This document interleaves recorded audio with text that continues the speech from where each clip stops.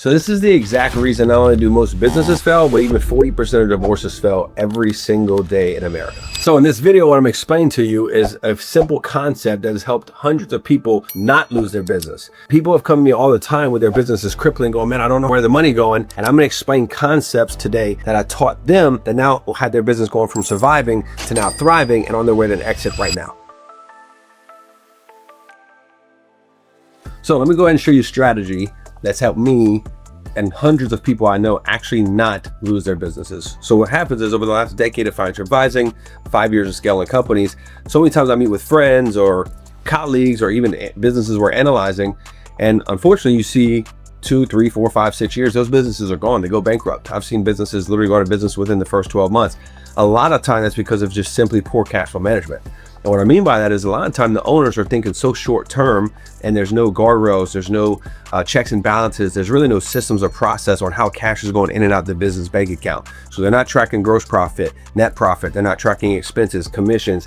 And in reality, a lot of times what they do is when they see and they pay their expenses and they go, oh wow, look at our profit, their instant thought is, oh, that's a distribution, let's just drain the account. But the reality is that's how businesses go under every single day, because they don't know how to think of lawsuits. They don't think of employees quitting or employees suing them. They don't think of chargebacks on credit cards. They don't think of people saying, hey, this work sucked, I want you to come redo it. Now you got to go and send your guy over there, pay them an hourly wage to not get any more money. And so what's happening is they're thinking short term, not realizing that things happen all the time. Business is business. And honestly, most people don't lose because the product was bad. Most businesses don't go under because their systems were bad. A lot of them just straight up have zero financial literacy and they don't know how to keep the money in the account and flowing and growing the business. And so I used to struggle with this as well. Friends of mine struggled. I've actually lost 2 or 3 companies in the very beginning of entrepreneurship because I just didn't know how to manage the cash flow. And so I took what I learned as financial advisor for over a decade and started really analyzing and looking at how can we keep businesses going longer, right? And float longer while the business is growing, right? Because a lot of times we have your first 90 days, most business owners, they're fired up, right? They're excited, they're telling everybody about it. Their sales associates are fired up. They got this new energy. They're excited. They're pumped. And so sales are going like this. Profits are going like this. And then what happens is they now start taking all that money out of the account, celebrating, popping bottles, buying Lambos, buying mansions, buying all these watches and these nice shoes and all this stuff. And all of a sudden, bam, the excitement wears off. The sales guys slow down, quit, get pregnant, whatever the case may be. Now their best guy is like in la la land. He's got fat cat syndrome, not selling no more. Right? These things happen all the time. And what happens is now they look at their bank account and they got $20,000 in it, but they had $3 million coming in the last 4 or 5 months. How you got 20 grand in the bank account? And it's because of poor cash flow management. So what we did, and what I did for myself first when I was just a solopreneur out there doing this by myself, then I started getting with partnerships.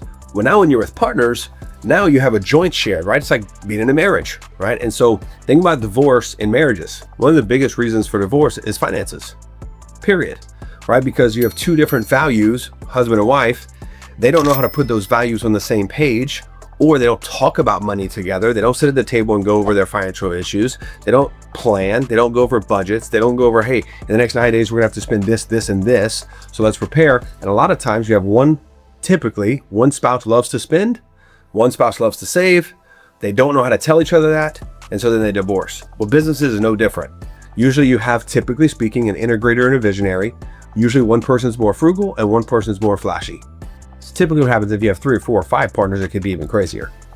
And so what happens is what you want to do is set up your LOIs, your operating agreements, and these different boundaries in place. So one of the best strategies we've ever done, right, is called a holdback, okay?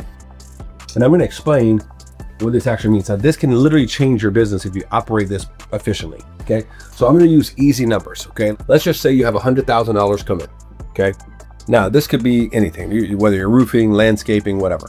100 grand comes in. Let's just say off the top, just based on materials, products, process, payroll, etc. 40% of that's gone. Okay. Right off the rip. Okay.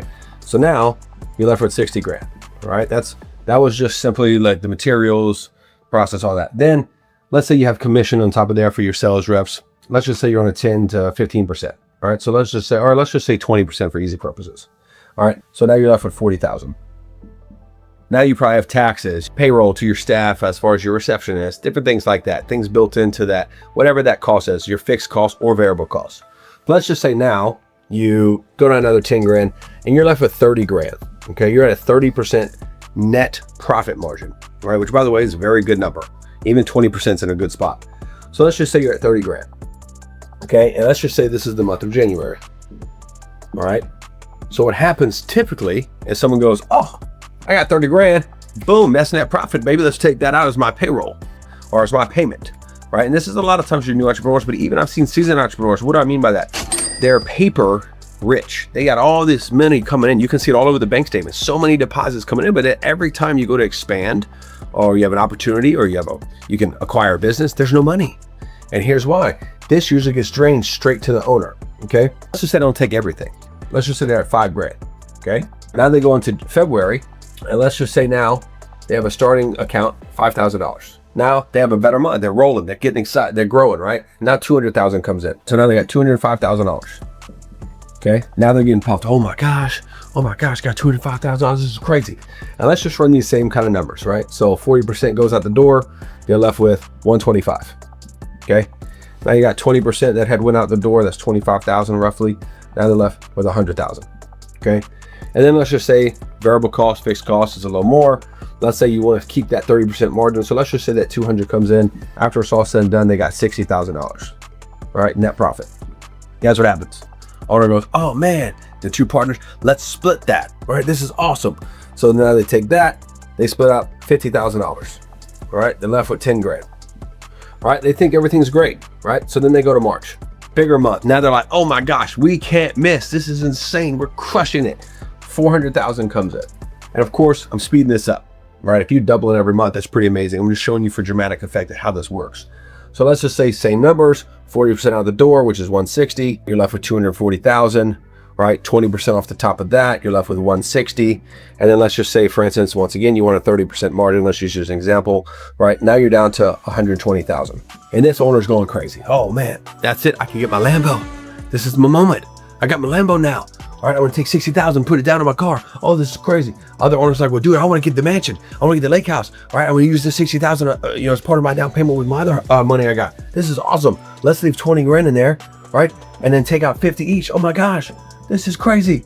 We're crushing it. We got the best business in the world. We're making money. And they think this is okay. This is the trap. They think it's okay because that is technically the net profit. They've paid their expenses, but that's because they're short thinking. They're not thinking of what can happen that they don't see right now. So watch what I mean. So now here's 20 grand in the account, and I'm gonna show you positive and negative of how this could work. So positive comes out in this industry, there's something that they can buy something. They can buy a new business. Okay, so let's just say they need 100 grand, right? To buy this new business, 100 grand down, they're buying $1 million business, SBA loan, they're all excited, but guess what? They can't. They got 20 grand. So they just missed out on this $100,000, $1 million business because they don't have enough cash. So they lost opportunity cost. Or let's just say one of these jobs from February calls and goes, hey, I want a refund. In fact, I'm just going to charge back my card, 15,000. Now they're left with 5 grand. And all of a sudden they go out and they realize, wait, we miscalculated. We've got a big job coming up in April. It's a $200,000 job, but we got to put half of the materials up front. So we need $40,000 up front to do this. Oh my gosh, I got 5 grand. So here's what happens. Either A, they got to put money back into the account that they already took out about their Lambos and other things, or they just have to miss it. But furthermore, what happens if this happens? Speed it up 6 months and they get hit with a lawsuit. And to defend themselves, just litigation, it's going to cost them $150,000. And then guess what? 5 grand. They don't even have that other money. They're done. Business over. That's what happens when you're not doing cash flow management. So what we do to eliminate that is we elect what's called a holdback. Okay, so let's run the same exact numbers and show you how this would work. Number one, especially if you're in a sales role, if you're in a sales business, if you're in a sales business, you can also elect an owner commission. One of the things that I've always told people is if you're an owner, but you do a role outside of an owner, you should be paid. So especially if you're in a sales company and you go sell your own client, well, if you're paying someone else commission, you should pay yourself commission too. So let's just make sure we cover that. That's one of the things. So you got a holdback, but you also have a commission in there as well. Okay, and so let's just say, for instance, you made $100,000, same thing, okay? And let's just say part of that commission was you sold it, right? And this is how owners can also not be so fat cat syndrome. Now, I'm not saying every owner has a sales ability and that they may never want to sell, but if you are selling your own product and you're promoting your own business and you're bringing in your own clients or your own leads, and it's not your sales team yet, especially in the beginning, this is how you can build in some basically salary without putting it on a mandatory salary that could also drain the company. So let's just say, for instance, you go sell something, right? And it was your 20 grand. Okay, let's use an example. So commission, 20 grand goes out. 10 of it was sold by you. So 10 grand goes to you. That's already your net profit as a commission. Then of course, 10 was to your sales team. Okay. Now come here. Now you're left with 80, right? Let's just say on that 40% margin, right? Now you have that 40,000 left, and then you have minus 10 for a variable cost, right? You're left with 30,000. This was your net profit. Now you've already made the 10 here, which is pretty awesome. But let's just say you have 30 grand. Instantly, what we do is what's called a 50-50 holdback, which means, especially in a partnership, only 50% of that is even distributable. And that's if we want it, right? That's why commission is an important thing especially if you have a sales mentality, you have clients, because you might not even need it. If you paid yourself 10 grand this month, cool, keep the 10 grand. But let's just say even if you did, 15,000 has to stay back in the account. It cannot leave the account. And then you and your partner can each get 7,500 a piece. You go back into the next business, same thing, $200,000. And keep in mind, every business structure is different, right? Depending on your model, depending on your monthly recurring revenue, these numbers can change, but we always start with at least 50-50. You can do 80-20, you can do 90-10, you can do 70-30. There's a lot of things based on your business that you can do, but this holdback can change the game for you. So this is 15 grand that can't leave, okay? Now let's say 200 grand, same thing. Let's just say of that commission, of the 40,000 going out, let's just say you had a nice big month, you did 20,000 worth of that. Sales team got paid 20,000, okay? Now this was you, which is awesome. Now you're left with 160, okay? 40% of that was 80, now you're left with 80,000. Okay, and let's just say you had 10% go to variable cost, giving you 60 grand. Now this is your net profit. What does that mean? 50-50 stays in. So 30 grand cannot be touched. You already had the 15,000 there. So you're at 15,000 here in retained earnings. 30 grand is distributable if you want it. Once again, each partner would get 15,000.